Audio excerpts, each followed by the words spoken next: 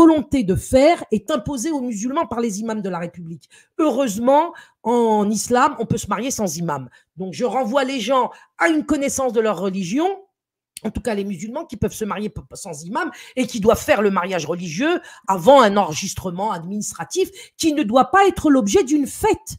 La vraie fête, c'est le mariage religieux. C'est ce que nous devons fêter. Et nous devons là avoir des invités, des repas, des chants, tout ce qu'on veut. Mais quand on passe à la mairie, on doit passer mari et femme avec les deux témoins, avec de la boue au sabot, pour bien marquer que ce n'est pas pour nous autre chose qu'un enregistrement administratif qui nous est imposé par une coercition aujourd'hui qui nous domine. Est-ce qu'il peut y avoir à terme, entre croyants, une accointance entre catholiques et musulmans? Mais je parle de vrais croyants, pas des gens, que ce soit les catholiques ou les musulmans, qui se montrent, quoi, mais des vrais croyants, sincères, des croyants sincères. Ben, c'est-à-dire qu'il faut déjà entendre… Il y a déjà eu la manif pour tous. À un moment donné, ça a commencé. D'ailleurs, tu y étais. Non, je n'étais pas dans la manif pour tous parce que la manif pour tous, non, pas des musulmans. Pardon. Comment s'appelle la dame tu n'étais pas dans si, à un moment donné, mais ça a été… La théorie du genre, je crois. C'est ça. Oui, à notre initiative et à mon initiative, voilà. Moi, j'ai appelé à la convergence. C'est-à-dire qu'on me dit souvent agressive, mais en vérité, quand on regarde ce que je dis, moi, j'appelle à la convergence entre chrétiens et musulmans. C'est ce à quoi j'appelle.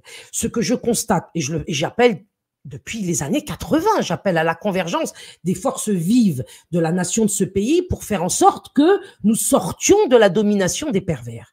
Alors, dans les années 80, j'étais jeune, j'ignorais ce qu'était la République, mais j'ai appris et j'ai dénoncé ce qu'était la gauche. La gauche, c'est l'ennemi des peuples, pas seulement en France, mais dans le monde entier. Le progressisme est antinaturel. Ce qui est naturel, c'est le discernement qui consiste à croire dans l'existence d'un principe créateur qu'on appelle Dieu et auquel on doit se remettre en apprenant ses commandements et à les mettre en œuvre. Si tu regardes la Déclaration des droits de l'homme, qui depuis le milieu des années 80 est devenue les tables de la loi de la société laïque, parce que ça se présente comme une déclaration, ça se présente comme les tables de la loi moïsiaque, c'est-à-dire de Moïse.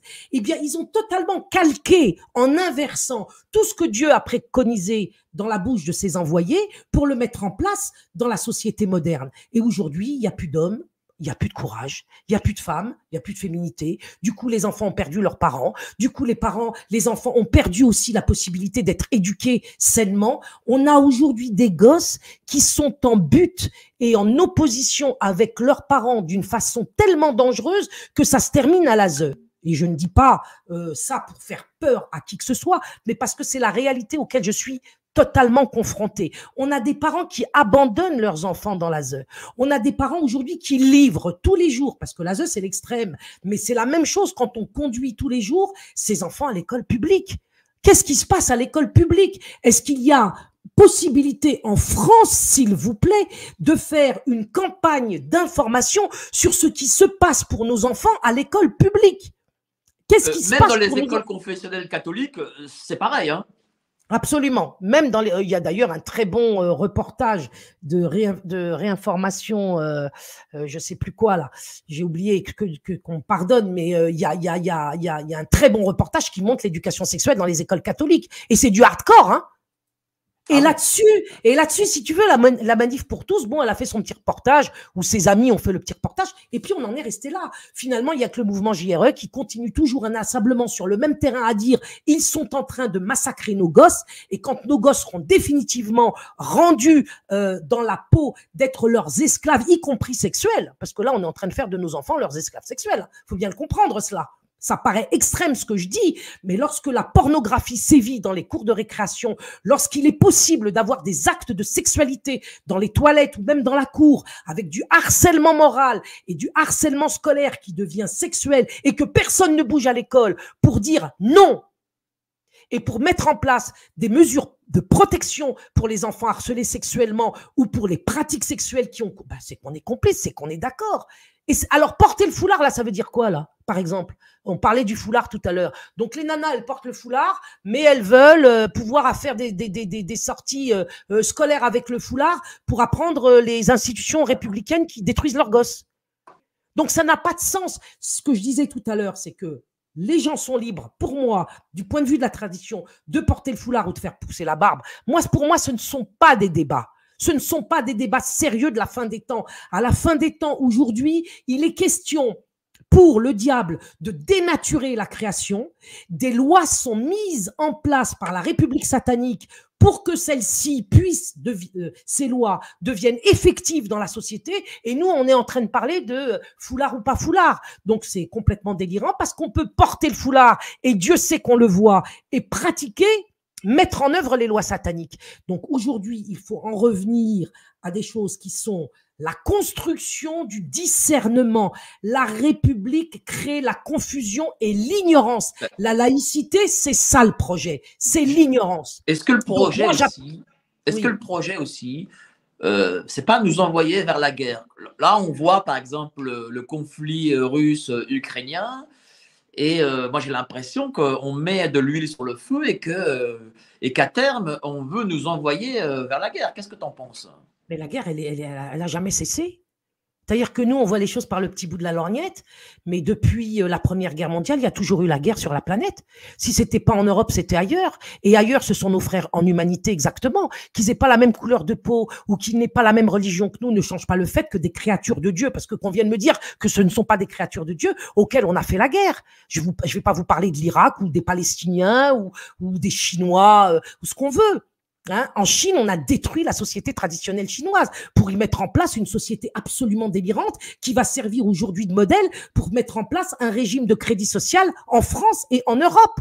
Donc la guerre, elle n'a jamais cessé parce que le diable a toujours été opérationnel. C'est nous qui sommes des abrutis et qui avons cru en des temps de paix. Il ne peut pas y avoir de toute façon de paix sans Dieu, ça j'en suis convaincu. Évidemment, d'une conception de Dieu débarrassée de toutes les infiltrations sataniques. On n'est pas là pour empêcher, comment dirais-je, une certaine liberté pour les gens, mais faut-il que cette liberté soit basée sur la vérité. C'est pour ça que je m'oppose à toutes les manifs, et j'y participe pas, tu le sais, qui parlent de liberté, liberté, qui ont ce slogan-là. Mais la liberté sans la vérité, c'est un slogan qui est maçonnique, qui est pervers et qui conduit forcément à la perdition. Prenons n'importe quel exemple, prenons n'importe quelle loi. Si on considère, par exemple, que nous avons, allez, la liberté, que nous devons avoir une liberté individuelle quelconque, cette liberté individuelle, Mike, elle ne peut pas s'exercer et devenir opérationnelle si elle ne se base pas sur un enseignement véridique. Je ne vais pas donner l'exemple que tout le monde, auquel tout le monde pense en ce moment avec les lois sanitaires et tout ça, mais nous avons besoin de vérité avant de liberté. Et lorsqu'on connaît la vérité, bah, effectivement, la liberté, à la limite, ne se posera même plus dans les mêmes termes. Parce que si manger des produits empoisonnés sans le savoir peut conduire à ce que des gens préconisent d'avoir la liberté d'en manger ou pas, c'est complètement absurde. Ce qu'il faut, c'est connaître la composition de ces produits comestibles, soi-disant, et dès lors qu'on sait qu'ils sont empoisonnés, ben on n'en mangera pas. Et ce sera vrai pour tout le monde. Et on ne peut pas préconiser, excuse-moi, on ne peut pas préconiser la liberté individuelle, individualiste de la maçonnerie. Nous faisons partie, tu vois justement la guerre, ce qui se passe là entre Ukrainiens et Russes, justement, c'est ce que tu dis. C'est-à-dire que la Russie, bon, après le communisme, revient vers la tradition et l'orthodoxie, donc sa religion. Et l'Ukraine, c'est totalement, c'est le règne de l'athéisme. Voilà, d'ailleurs, les Femen, par exemple, tu parlais des seins nus, les Femen viennent d'Ukraine. Les Femen qui ont scié à l'époque la croix, la grande croix qu'il y a sur la colline de Kiev.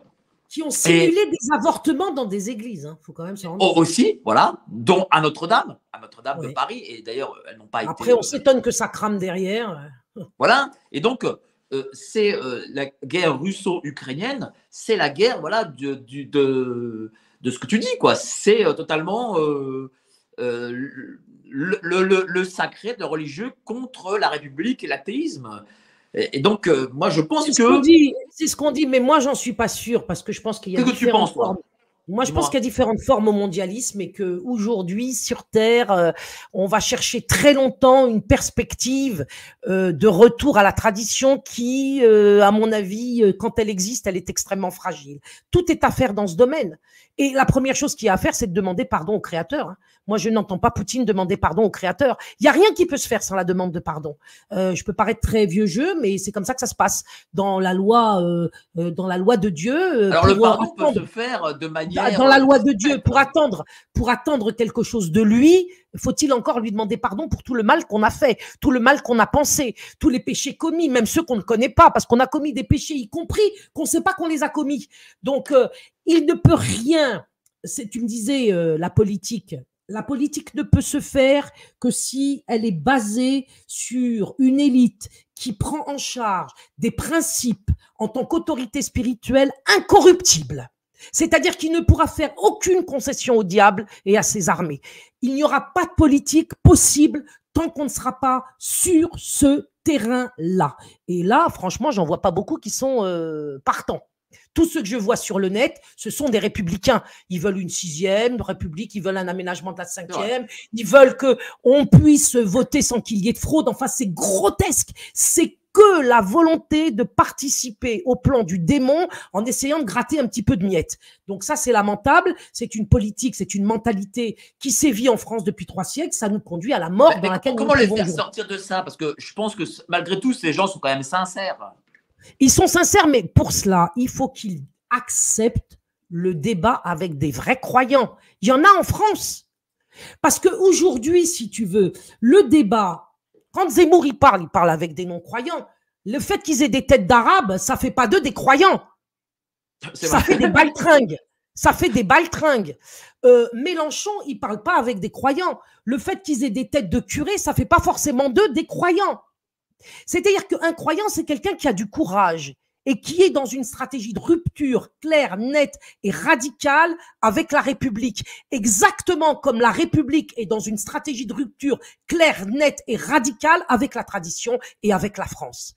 Donc, tant qu'on n'a pas affaire à des gens qui ne distinguent pas la France de la République et qui vont se battre pour cette distinction, pour séparer définitivement cette confusion en 2 parties bien claires. La République est l'ennemi de la France et la France est de nos jours la victime de la République. La France ne peut pas retrouver droit de cité et sa dignité tant qu'elle ne dénonce pas clair, net la République. Donc déjà, justement, tu as parlé de Zemmour. Tu as parlé de Zemmour. Zemmour, c'est un républicain. Tu as été surpris par son score à Zemmour? Je m'en fous de Zemmour au sens où, lui encore, c'est comme Macron, c'est comme Le Pen, c'est comme tous ceux qui se sont présentés au présidentiel, ce sont des bouffons. Alors que les bouffons entre eux se tirent des pots de banane pour se faire glisser, c'est possible. Mais moi, ce jeu-là, je n'entre pas dedans. Zemmour est ridicule, autant que Marine Le Pen l'est, autant que l'est Mélenchon et que le sont les Macron et sa bande. Nous sommes dans une situation où aujourd'hui, il n'est plus question de personnaliser. Parce que la personnalisation, c'est un défaut républicain qui conduit au développement de l'ego et aux luttes intestines personnalisées qui conduisent à rien. Nous devons en venir à des débats basés sur les principes. Les principes. Ces principes seront incarnés par des gens, peut-être, si Dieu veut. Et pour que Dieu le veuille, faudrait-il que nous le voulions nous-mêmes. Il faut que les principes soient incarnés par des gens courageux et intègres et prêts à mourir. Il faut bien comprendre. Hein.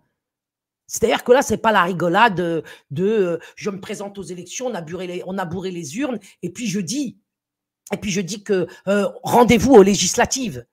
À propos de Le Pen, je n'ai pas dit tout à l'heure que… Ah ben si, je l'ai dit. Je voulais dire qu'elle avait voulu, elle a tout fait pour perdre, en appelant justement à l'interdiction du voile dans l'espace public. Elle était certaine de faire basculer tous les votes musulmans. Est-ce que les musulmans auraient pu basculer pour Madame Le Pen sans ce voile, sans parler du voile? Peut-être, je ne sais pas. Et qu'on ne peut donc pas parler en termes de bonne foi. Tu vois, c'est-à-dire que Marine Le Pen n'est pas de bonne foi. Marine Le Pen, elle est issue d'une famille qui, depuis plus de 40 ans, sert la gauche, le progressisme, le libéralisme et le mondialisme. Ça a toujours été.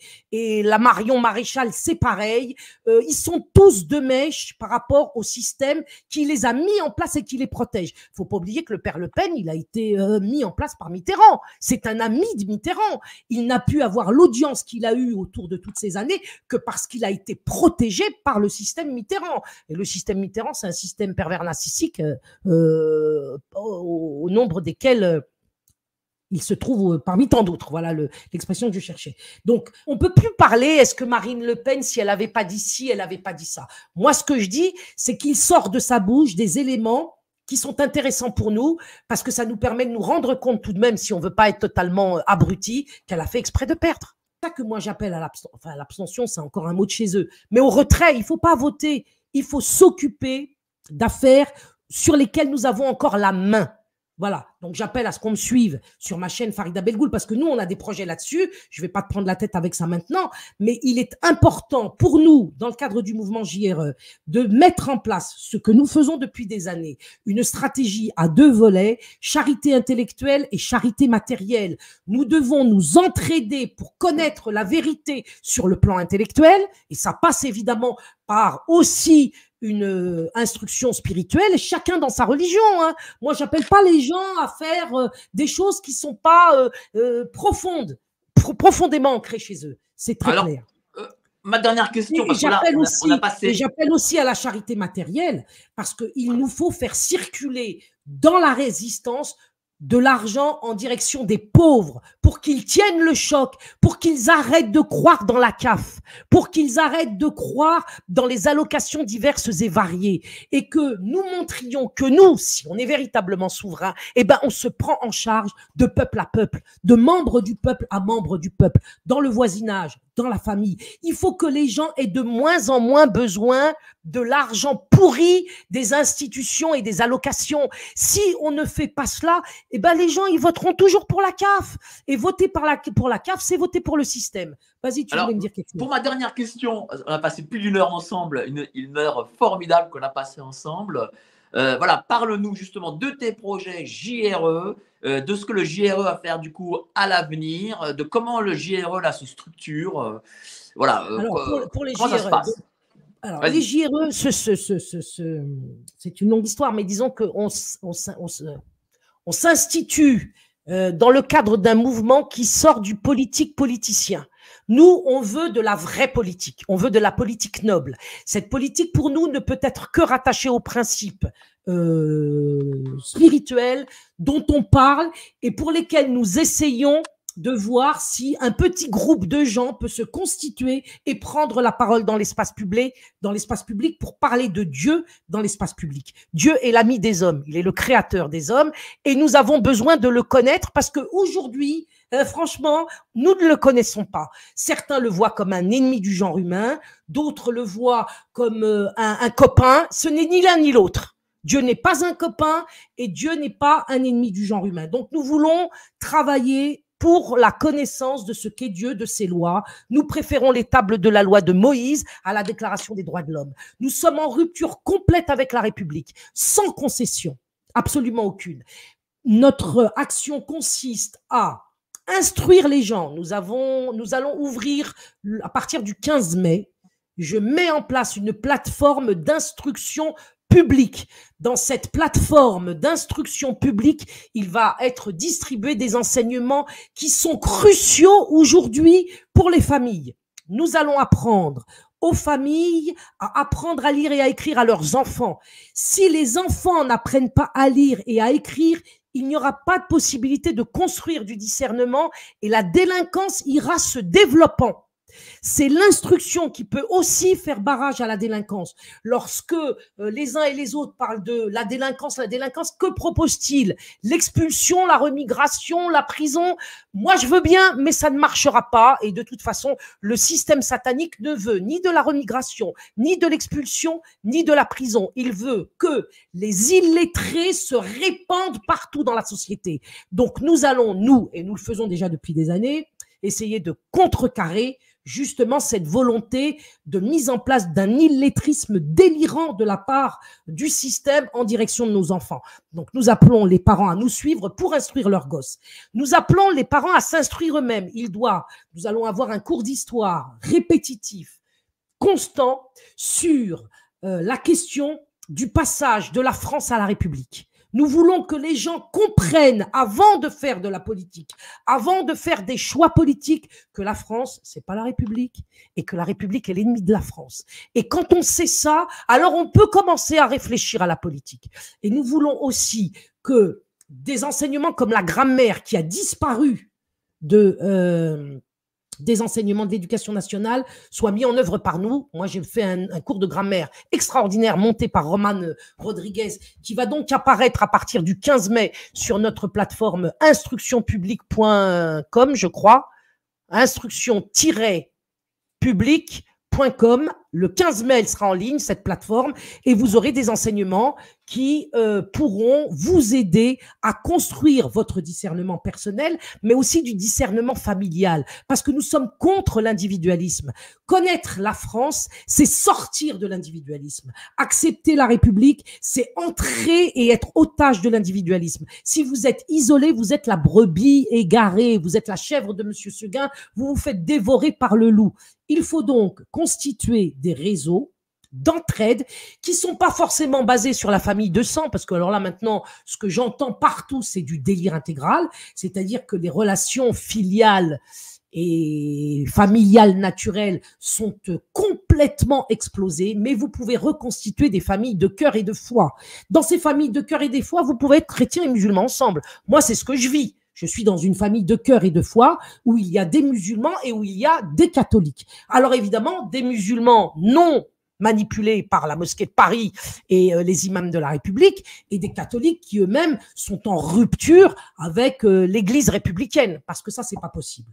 Maintenant, en dehors même de ces considérations politiques, je dis que si vous faites état et si vous établissez des liens d'entraide, peu importe alors que vous soyez un peu encore dans le vague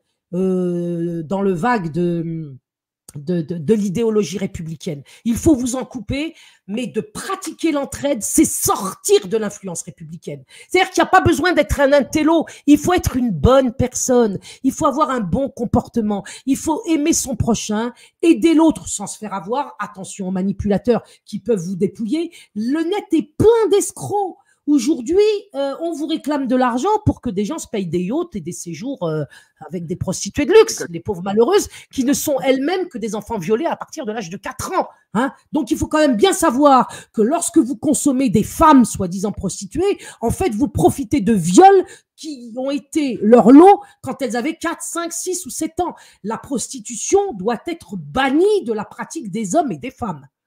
Et ça, c'est des choses dont on doit parler. Si on sort de la pornographie, son propre milieu, de la consommation de la prostitution, si on essaye de rétablir des relations gratuites sans argent et d'entraide, et de distribuer, de faire circuler l'argent parmi ceux qui en ont besoin, on aura fait déjà tellement de choses que Dieu va nous sauver. Parce que c'est lui qui va nous tirer de la merde. Hein. Nous, on peut rien faire. Hein. Il faut quand même, en dehors de se mettre sur le chemin droit et de tenter, vaille que vaille, de se comporter le mieux du monde dans son environnement proche, là on est sauvé. Et il y a des gens qui, vivant comme ça, ne subissent pas les foudres sataniques de la politique oligarchique. Et je le vois tous les jours.